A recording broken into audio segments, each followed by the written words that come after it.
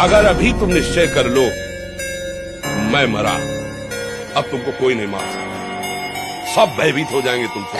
केवल एक निश्चय कर लो, आप हमारी जिंदगी की कोई परवाह नहीं। अभी अभी तुम्हारा वो भयंकर रूप आ जाएगा कि जिस गली से निकलोगे लोग अंदर घुस जाएंगे। क्यों? आपने निर्भयता स्वीकार। विचलित होना हमारे जीवन में नहीं होना चाहिए।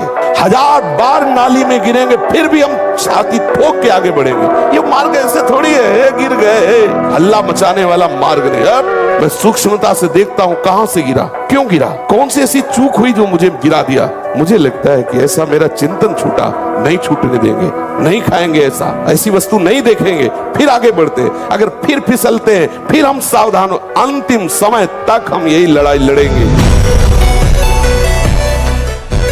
चित्र पहले देखता था पर उसके बाद से लगभग खत्म हो गया।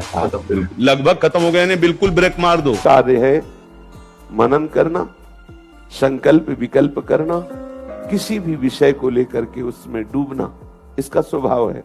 कोई बात पकड़ लेगा, कोई दृश्य पकड़ लेगा, कोई विषय पकड़ लेगा, और ये इतनी चतुराई से उपासक को डुबाता है। यहाँ बहुत सावधानी का विषय है।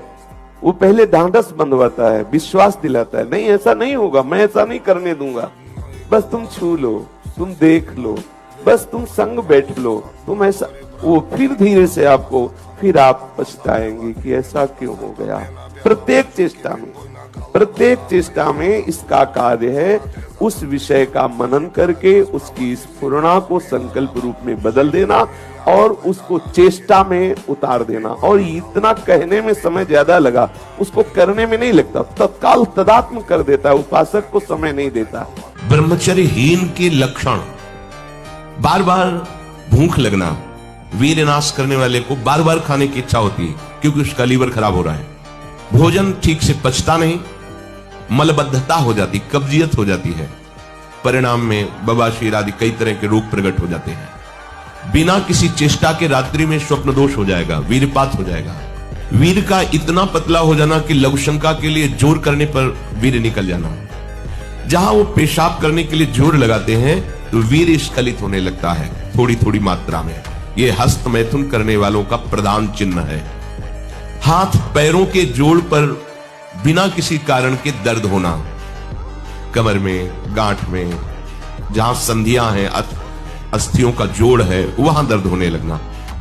नाटक, उपन्यास और गंदी बातें, अश्लील चित्र देखने में बड़ी रुचि हो जाना, ये दुर्गुण उसके अंदर जागृत होते हैं जो ब्रह्मचर्य का नाश करता है। जैसे तुम हो, कोई तुम्हें नहीं प्रमाणित कर सकता। आत्म स्वरूप को कोई भी यंत्र यहां से लेके अमेरिका तक कहीं भी कोई यंत्र बनाओ, हमें दिखा दो। आत्म स्वरूप की तो बात जाने दो। ये देखो बुद्धि, ये देखो मन, ये देखो चित्त, ये देखो अहंकार, ये सूक्ष्म शरीर है। स्थूल शरीर को तो बता देंगे कि ये हार्ट है, ये लीवर है, ये बड़ी आंत, ये छोटी आंत, ये मलाशय, मूत्राशय, ये स्थूल का ढांचा जो पंचभूतों से बना है। लेकिन सूक्ष्म शरीर नहीं, कारण शरीर नहीं, और तीनों शरीरों को प्रकाशित करने वाला आत्मा उसको तो नहीं। तो जैसे तुम हो पर तुम नहीं जानते, अपने को नहीं दिखा सकते, तुम नहीं देख सकते, तो भी हो, ऐसे ही परमात्मा है। जो नाशवान पदार्थों की इच्छा करता है और अपने को उपासक मानता है, समझ ले क्या है वो। उपासना के मार्ग में जब कदम रखा जाता है तो इसमें ये नहीं सोचा जाता कि काश हमारे पास ऐसी व्यवस्था होती तो हमारा भजन बन जाता। नहीं नहीं नहीं, आप जो अनुकूलता की मांग कर रहे हो मन वासनाओं का जाल रच रहा है। जैसी परिस्थिति ठाकुर ने आपको दी है वो ठीक आपके योग्य भजन के है। बस आप अपने मन को हरि गुरु अधीन करके भजन कर लो। व्यवस्था की चाह, परिस्थिति का बदलाव, फिर भजन भूल जाओ, भजन नहीं होगा। जैसी परिस्थिति डट के भजन करो, अपने आप हर परिस्थिति आपके चरणों में झुकी रहेगी। कोई भी ऐसा नहीं कि आपको भजन से विमुख कर सके। रसास्वादन के लोभ से जो भोजन किया जाता है वो ब्रह्मचर्य में बड़ा हानिकारक होता है। इंद्रियां बस में नहीं होती, तमोगुण बढ़ जाता है। संध्या के समय भोजन नहीं करना चाहिए, भोजन के समय भाषण नहीं करना चाहिए। हाथ पैर धो करके पवित्र भाव से उत्तर या पूर्व की तरफ मुख करके नाम जप करते हुए भोजन प्रसाद पाना चाहिए। उत्तर या पूर्व। जितने भी लोग ये कहते हैं कि भाई अंडे खाने से ताकत आती है, मांस खाने से ताकत आती है और दारू पीने से दिमाग अच्छा रहता है, सुल्फा गांजा पीने से बहुत बढ़िया दिमाग रहता है, मैं आपको बता देना चाहता हूँ। मैंने आज तक ना तो अंडे खाई, ना मांस खाई, ना पाउडर, ना डिब्बा, कुछ भी नहीं, और 5-5 हजार सपाटे में प्रतिदिन मारता हूँ। अच्छे से अच्छे पहलवान को मैंने धूल चटाई है। 4 बार राजस्थान के सीड आउट, 13 विश्व रिकॉर्ड है, वर्ल्ड स्टेमिना चैंपियनशिप है और भी दुनिया की बहुत चीजें जीती है। तो कहने का मेरा मतलब है ये तब जीत पाया हूँ जब मैंने संयम का, परमात्मा का, ईश्वर का ध्यान किया और मैं अपने आप में ही झाग लेता हूँ कि मेरे अंदर कमी क्या, मैं उस पर काम करता हूँ। कुछ भी करेंगे, जीवन में एक दिनचर्या होनी चाहिए सोने और जागने की, एक लिमिट। जैसे एक बहुत व्यस्त शरीर है, उसके लिए 7 घंटे बहुत पर्याप्त है सोना।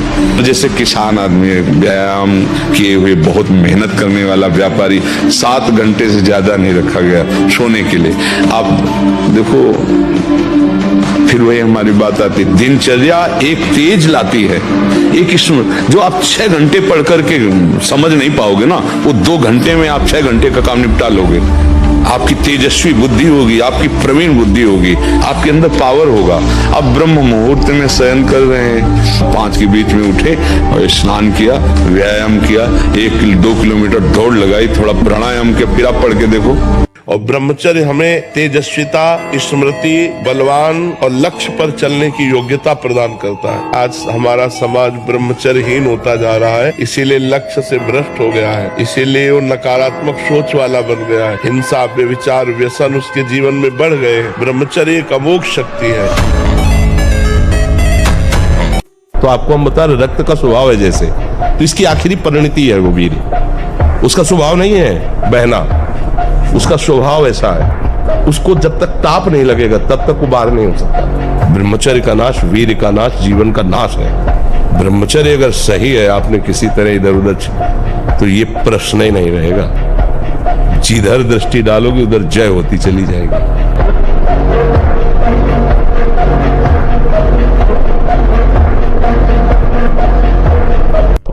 आप समय गंवाना इतना अच्छा समझते हो? वही महान से महान हुआ है जिसने समय का आदर किया। ध्यान रखना, एक मिनट संभाल संभाल के खर्चा कीजिए। ये इतना कीमती है कि अगर तुम्हारा आखिरी मिनट है और तुम्हारे पास पूरी त्रिभुवन की संपत्ति हो, तो आप दांव पे लगा दो कि 1 सेकंड और बढ़ा दिया जाए तो नहीं बढ़ेगा। आखिरी मतलब पूरी त्रिभुवन की संपत्ति आपके 1 सेकंड को नहीं बढ़ा सकती। सीधी बात, 2-3 प्राणायाम बताएं बिना प्रयास वाले, जो ब्रह्मचर्य को अपने आप पुष्ट कर देंगे। पहली बात तो, जैसे आप पद्मासन में बैठ गए और पूरी वायु छोड़ दीजिए, रोक लीजिए।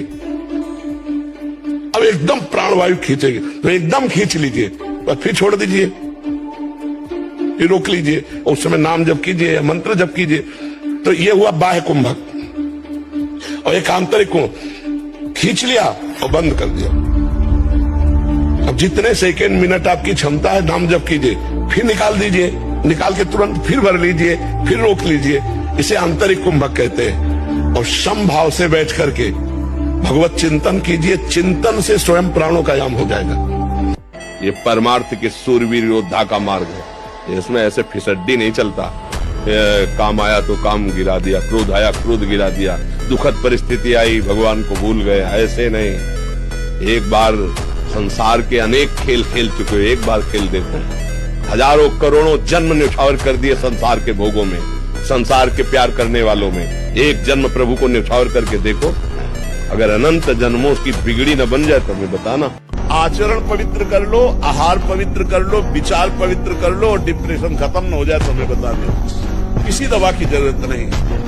अगर आपका आचरण खराब है, आपका आहार खराब है, और तो फिर विचार भी दूषित है, तो डिप्रेशन की दवा खाते रहो आप, लेकिन आप डिप्रेशन से रहित नहीं हो पाएंगे। भगवान नाम जप, भगवान नाम का जितना जप करोगे आप दूसरों का डिप्रेशन ठीक कर दोगे। जपो तो राधा राधा राधा, इसी में आनंद क्यों। बिना संयम के आप ऐसा नहीं कर सकते। आपका ब्रह्मचर्य ठीक होना चाहिए, आपका आहार ठीक होना चाहिए, राधा नाम का भी स्मरण न हो। एक तार राधा नाम चलाओ। दिमाग तुम्हारा देखो ना कैसा तुम्हारा दिमाग। मुर्दे जैसा जीवन। जो इंद्री जैसा चाहे वैसा डाउन कर दे, जैसा चाहे वो हमें शोक दे दे, दुख दे। थोड़ा सा साहसी बनो, तुम भगवान के अंश हो, तुम कुछ भी कर सकते हो, कुछ भी।